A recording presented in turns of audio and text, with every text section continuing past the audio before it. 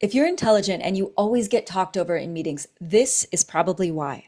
Upward inflections and sentences that keep going and going and going and going and never have a true pausing stop, they don't stem from confidence. They stem from feeling interrupted in the past and feeling like you can't take space, so you never take a breath. As a result, we end up over explaining everything. And it actually makes it easier for people to interrupt us. If you enter the chat with a calm body, calm voice, slow breaths, people know that's your default and they will wait. These are just some of the techniques I work on with my clients.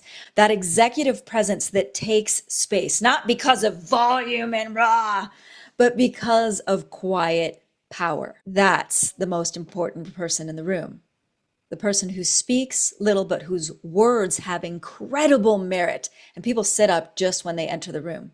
If you want to explore that kind of presence, send me a message and we'll get started.